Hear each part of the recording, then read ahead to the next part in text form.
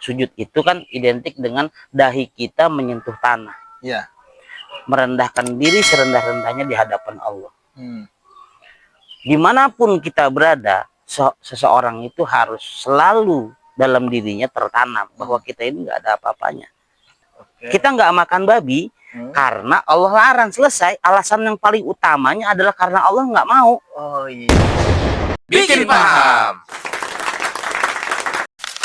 Nah, jadi gimana Bang? Kita nggak tahu gimana. Apanya yang gimana? Ini Bang, yang tadi yang pernah gue sampaikan waktu itu, soal yang benar nih mengikuti aliran yang mana, yang saat belajar tauhid kah, tasawuf kah, atau apapun, yang ada yang bilang ngaji dia kah, apapun lah itu, yang ujungnya malah meninggalkan ritual. Itu gimana tuh Bang? Ya udah tadi, asalkan tidak melanggar aturan yang sudah ada, yang aturan mutlak syariat yang ada, ya gas aja.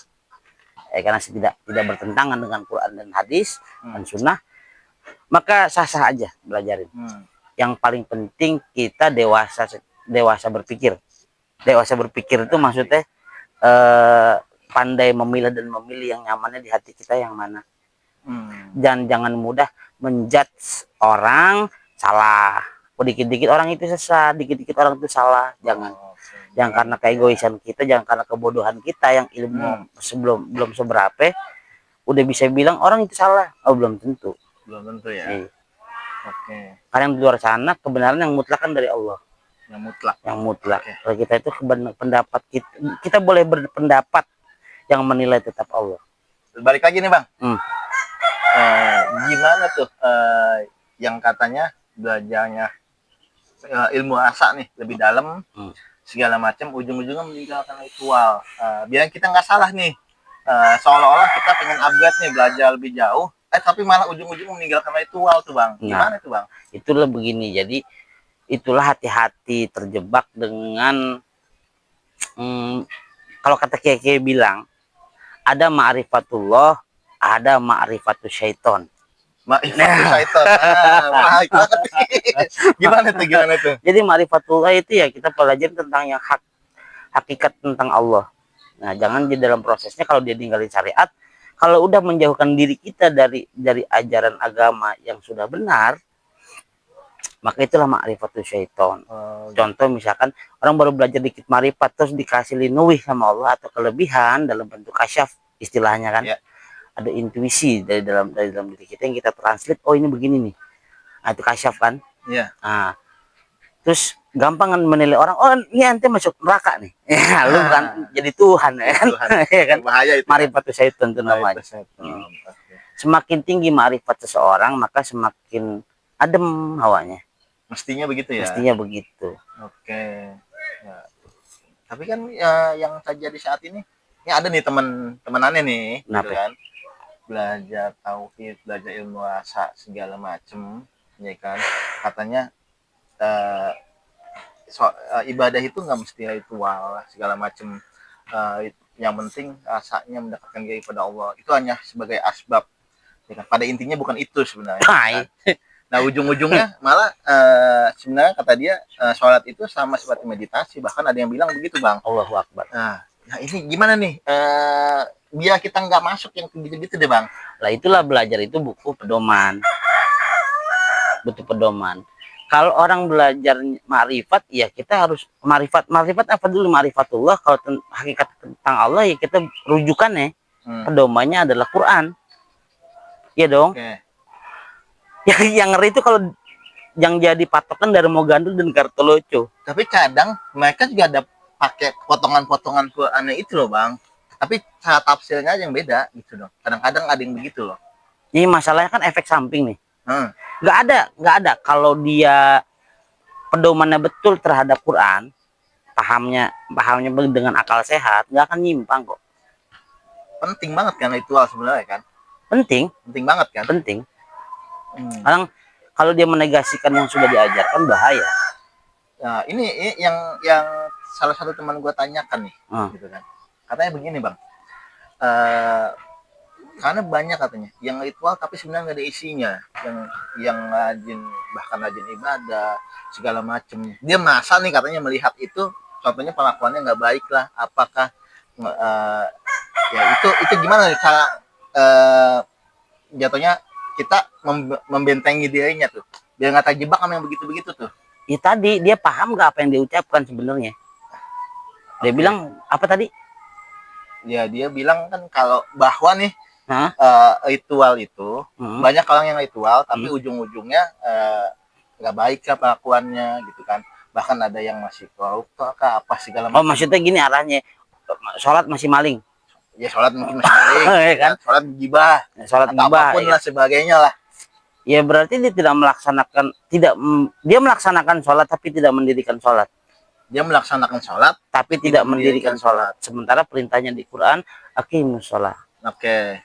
Ya kan? Nah, Berarti dia tidak mendirikan sholat. Sementara sholat apa namanya, orang yang sholat, kalau benar-benar dia dirikan, maka saat satu case saja kita ambil, mendirikan sujud.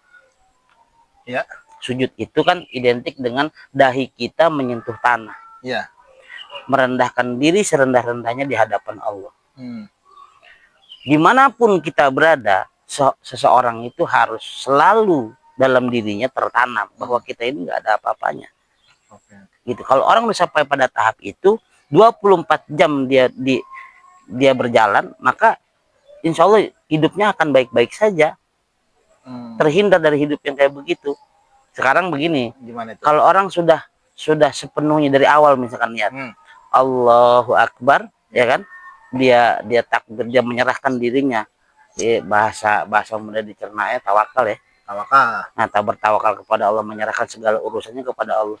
Berarti kan berserah diri nih. Ya. Berarti kan yang dia ingat Allah dalam hidupnya, Otomatis sih. dalam melaksanakan Ya, aktivitas otomatis. sehari-harinya. Mungkin nggak melaksanakan perbuatan keji dan mungkar?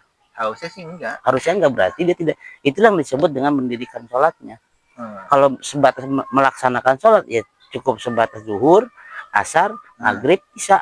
Nah itu kalau pembelaan bagi orang yang belajar tauhid itu gimana? Kan kadang-kadang dia pembelaannya begitu bang, bahwa yang ritual itu nggak mendirikan sholat. Ya karena dia nggak paham. Intinya begitu, dia nggak paham seberapa penting itu sholat. Oke. Intinya begitu. Jadi ritual itu kan sholat ya sebenarnya. Apa namanya? Salah satunya menandakan kita itu sholat itu dengan ritual itu kan. Walaupun dari hati, tapi tanda kita taat itu dengan kita ibadah. Iya, bentuk kan? sebagai bentuk ketaatan. Nah, jadi nggak bisa digantikan dengan mendekatkan diri dengan meditasi atau nggak bisa kan? Meditasi bisa juga. Gimana tuh? Meditasi dalam tadabur. Ya. Tadabur kan sendiri juga. Evaluasi diri sendiri juga. Apa namanya? Zikir sendiri juga. Iya. Bagusnya dia selalu evaluasi dan tidak meninggalkan. Ya itu wajib aturan kan? yang sudah ditetapkan. Ya wajib. Wajib kan? Wajib. Kan? Jadi gue cuma mau meluruskan nih bahwa ritual itu wajib kan? Wajib kan? Wajib. Hukumnya wajib. Walaupun saat ritual mungkin ada yang belum sampai kepada asalnya, tapi itu proses kan bang? Proses. Gitu kan? Belajar. Jangan sampai ujungnya dia makin mendalami malah meninggalkan. Iya. Gitu kan? Oh iya. Gitu. Iya. Itu gimana maksudnya? Gue bingung sih. Soalnya banyak ya kan? bang. Sekarang begini, orang main apa namanya? Itu kan hasil dari kekecewaan aja. Makanya itu kan pendapat dia kali ini.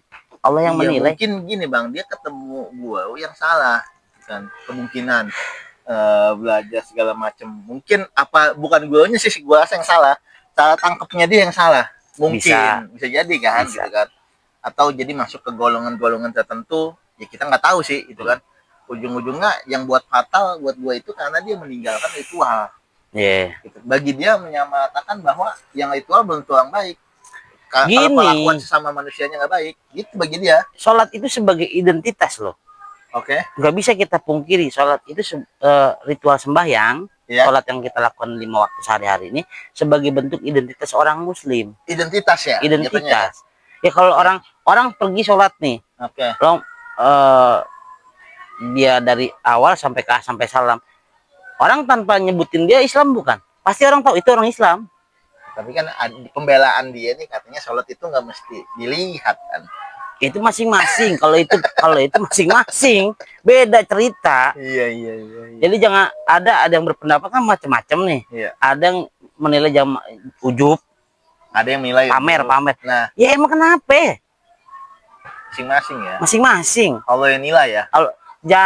Jadi kalau perkara hubungan antara Allah dengan hambanya masing-masing, semuanya nggak ada yang tahu kecuali Allah, dirinya dan Allah. Hak vetonya milik Allah ya. Jadi dalam hidup itu ada hubungan dengan Allah, ada hubungan dengan sesama manusia. Iya. Nah, kita hubungan kepada Allah, kita sebagai bentuk penghambaannya apaan sih? Wa ma khalaqtul jinna wal insa illa liya'budun. Iya. Tidak kuciptakan jin dan manusia kecuali untuk menjadi hamba, Iya. untuk mengabdi. Oke. Pertanyaannya, sebagai bentuk pengabdiannya apaan kalau nggak ada yang kita kerjakan? Kalau dia menilai bahwa sholat itu nggak penting, berarti kan sama dengan begitu. Ritualnya, ritualnya nggak penting, yang Nah. penting prosesnya. Penting dalam rasanya. Nah, Misalkan berbuat baik sesama atau itu tadi jawabannya. Bentuk penghambaanmu yang mana? Oke. Sebagai seorang makhluk, engkau menghamba kepada Tuhanmu yang mana? Bentuknya apa sih? Sebagai bentuk ketaatan, sebagai bentuk tunduknya kita terhadap aturan yang Allah berikan. aturan main yang udah harus diikuti gitu Iya, ya. Jadi bentuknya ya. mana? Oke. Bentuk ekspresi diri kita supaya menunjukkan bahwa kita ini hambanya gitu loh. Seorang hamba, seorang pengabdi mengabdikan dirinya. Bentuk pengabdiannya di mana? Kalau dia tidak melaksanakan itu, berarti dia tidak mengabdikan dirinya untuk Tuhannya. Kelihatan jelas. Berarti dia salah belajar. Salah ya. Salah. Iya sih, Bang. Udah jelas. Bentuk pengabdiannya nggak ada. Oh iya. Kita kan mau dibilang hamba Allah.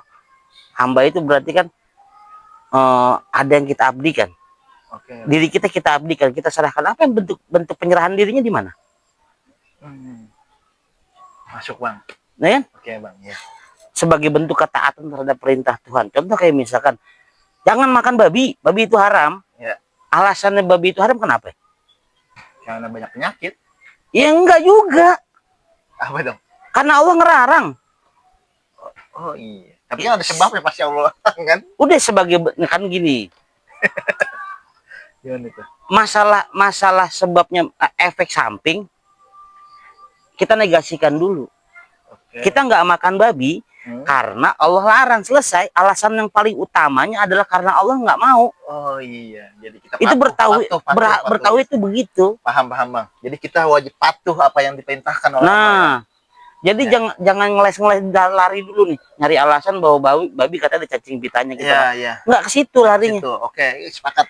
Cacing pita bisa dibuang. Oke.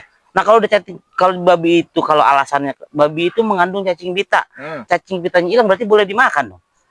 Iya juga sih. Ya kan? Benar. Alasan utama kita tidak makan babi adalah untuk melaksanakan Perintah Allah. ya, Gitu Allah itu ngelarang makan babi. Ya udah, itu alasannya. Jelas. Jangan lari kemana-mana. Dasarnya dasarnya yakin kita terhadap yang Allah tetapkan. Ketetapan Allah itu jangan ditabrak, ya udah. Oke.